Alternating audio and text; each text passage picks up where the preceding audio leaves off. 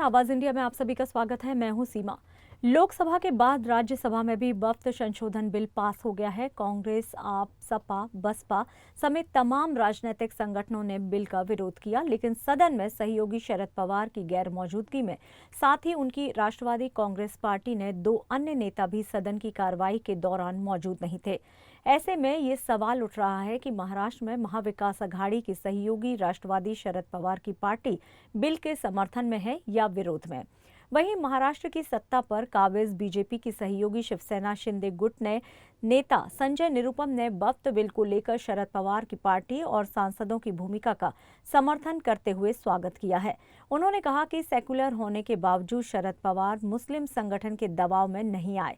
वहीं अब लगता है कि महाराष्ट्र में महाविकास अघाड़ी अब बिखर चुका है और कांग्रेस की नीतियों पर सहयोगी पार्टियों को भरोसा नहीं रहा। शरद पवार जी की जो भूमिका और उनके पार्टी के सांसदों की जो भूमिका रही वक्फ संशोधन विधेयक के ऊपर, उसका मैं समर्थन करूंगा, उसका मैं स्वागत करूंगा और उनको बहुत बहुत बधाई दूंगा।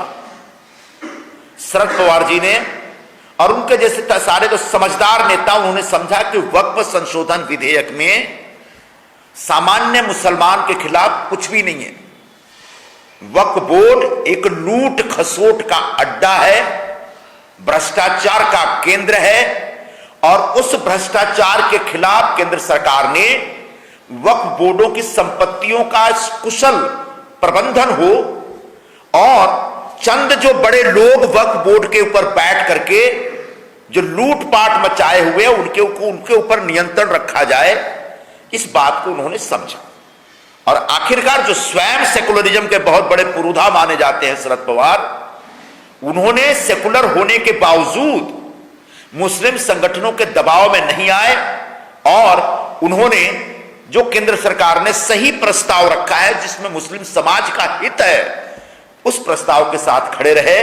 इसमें बहुत ज्यादा राजनीति ढूंढने की आवश्यकता नहीं है, लेकिन इतना अवश्य स्पष्ट हो गया कि महाराष्ट्र में महाविकास अघाड़ी बुरी तरह से बिखर चुका है। कांग्रेस के नीतियों के ऊपर अब उनके सबसे बड़े सहयोगी दल राष्ट्रवादी कांग्रेस शरद पवार को भी भरोसा नहीं रहा। इसी का दूसरा पहलू